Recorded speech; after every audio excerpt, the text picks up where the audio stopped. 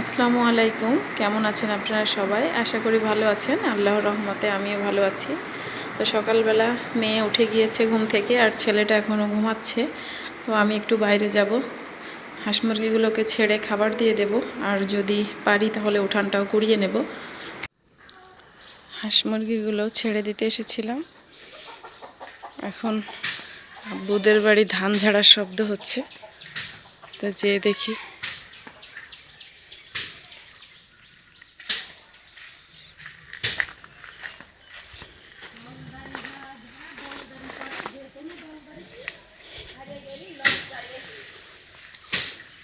ওই যে আব্বু ধান ঝাড়ছে।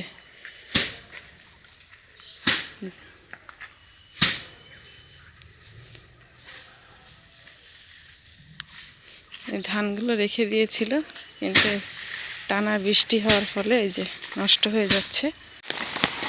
হঠাৎ করে বৃষ্টি চলে আসলো, তাড়াহুড়া করে ধানগুলো উঠিয়ে নিলাম। আর এই যে ধানের পালাটা ঢেকে দেওয়া হয়েছে, ওই দিক দিয়ে যেটাতে ধান ঝাড়ছিল ওই যে ওটা ঢেকে রাখা হয়েছে। কী আর করা যাবে, মুহূর্তের মধ্যে দেখেন অবস্থা, উঠানে কী পরিমাণ পানি জমে গিয়েছে। এখন তো আর ঝাড়া সম্ভব না, আবার যেদিন রোদ উঠবে সেদিন হয়তো ঝাড়বে। তো বিছানাটা আগে গুছিয়ে নিলাম। আগে যখন জান্নাতের আব্বু দেশে ছিল তখন আমরা এই ঘরে ঘুমাতাম না, শুধু মেয়ে এই ঘরে ঘুমাতো।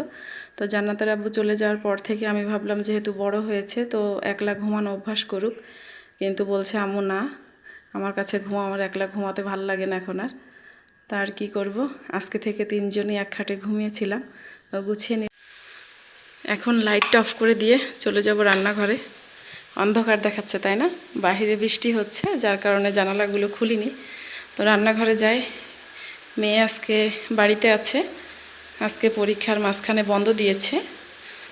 তো মেয়েকে বললাম তুমি কি ভাত খাবে, বলল না মা সকালে ভাত খাবো না, সকালে হচ্ছে পাস্তা রান্না করে দিও। তো পাস্তা রান্না করব। জানালাটা খুলে দিই।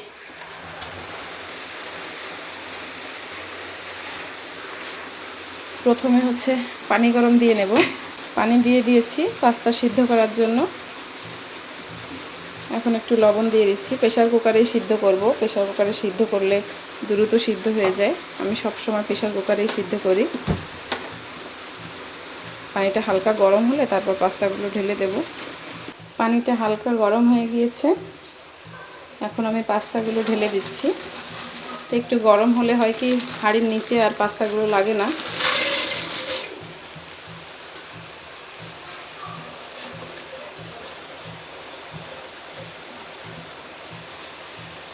পাস্তায় মাত্র 2টা ছিটি দেব, 2টা ছিটি দিলেই একদম নরম হয়ে যাবে। যতক্ষণ ছিটি উঠুক আমি ততক্ষণে কাঁচামরিচ আর পেঁয়াজ কেটে নিই। পাস্তা সিদ্ধ করা হয়ে গিয়েছে, আর এই পাশ দিয়ে আমি কাঁচামরিচ আর পেঁয়াজ কেটে নিয়েছি, আর সাথে 2টা ডিম নিয়ে নিয়েছি ফ্রিজ থেকে বের করে। এখন পাস্তাগুলো রান্না করব, আর সাথে হচ্ছে যে নুডলসের মশলা দেব।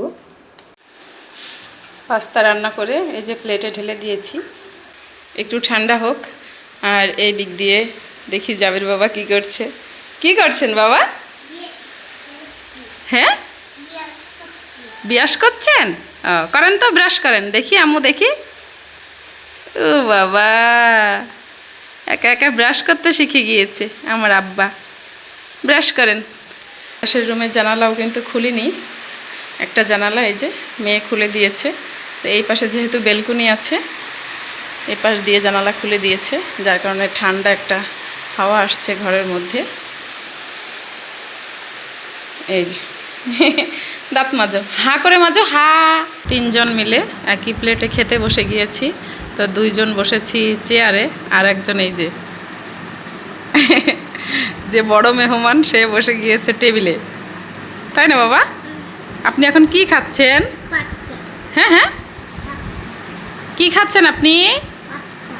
পাত্তা। মজা হয়েছে? হুম,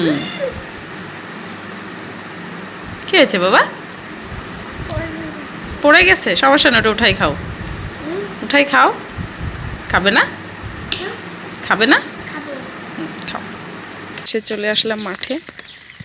মেয়ে বলছে বেগুন খাওয়ার কথা, কিন্তু বৃষ্টির কারণে ফুল নষ্ট হয়ে যেয়ে একটা বেগুনেরও খোঁজ নেই।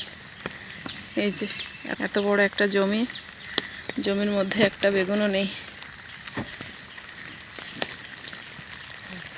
আম্মু এসেছে সাথে, সারা জমি ঘুরে 3টা বেগুন পেয়েছে। বেগুনের চেহারা দেখেন। চলে এসেছি পুঁই শাকের জমিতে। পুঁই শাকের অবস্থা আরও খারাপ, ভিতরে সব পানি জমে গিয়েছে। যেহেতু পুঁই শাক কাটার জন্য কিছু নিয়ে আসিনি, এসেছিলাম বেগুন তোলার জন্য। তো এখন আর কি করার, হাত দিয়ে কয়টা ছিঁড়ে নিয়ে যাব। মাঠ থেকে বাড়ি এসে রান্নার কাটাকুটিগুলো করে নিয়েছি। এখানে হচ্ছে পুঁই শাক, আর পুঁই শাকের ডাঁটাগুলো আলাদা করে নিয়েছি, তার সাথে আলু দিয়েছি। আর এখানে হচ্ছে আড় মাছ, চিংড়ি মাছ হলো পুঁই শাকের সাথে দেওয়ার জন্য নিয়েছি। এখানে হচ্ছে রসুন আর জিরা বাটা, আজকে কিন্তু হাতে বেটেছি পাটায়। এক পাশে মাছগুলো ভেজে নিচ্ছি, আর এক পাশে চুলোয় পুঁই শাকের জন্য মশলা কষিয়ে নিয়েছি চিংড়ি মাছ দিয়ে। এখন ডাঁটা আর আলুগুলো দিয়ে দেবো।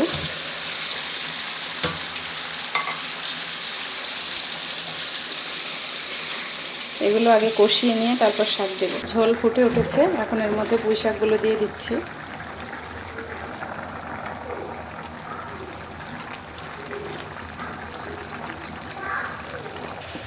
পুঁই শাকটা রান্না করে নামিয়ে রেখে ছেলেকে গোসল করিয়ে ঘুম পাড়িয়ে দিয়ে আসলাম।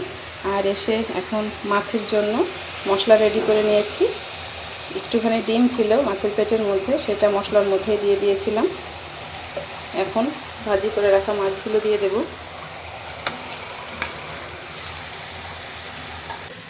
এই যে মাছটা রান্না করে নামিয়ে নিয়েছি। মাঝে যখন কারেন্ট এসেছিল তখন ভাত চড়িয়ে দিয়েছিলাম, কিন্তু ভাতটা এখনও হয়নি, একটু বাকি আছে। এদিক দিয়ে চুলাটা মেজে পরিষ্কার করে নিয়েছি, সিঙ্কের থালাবাটিগুলোও ধুয়ে পরিষ্কার করে নিয়েছি। সন্ধ্যাবেলা বসে মা আর মেয়ে একটু ভাজা পোড়া খাচ্ছি। আর এই যার একজন কি খাচ্ছে দেখেন। আপনার হাতে ওটা কি বাবা? হ্যাঁ, যে টক, তুমি খাচ্ছ কিভাবে দেখি? ওরে বাবা, টক না? ওরে বাবা রে।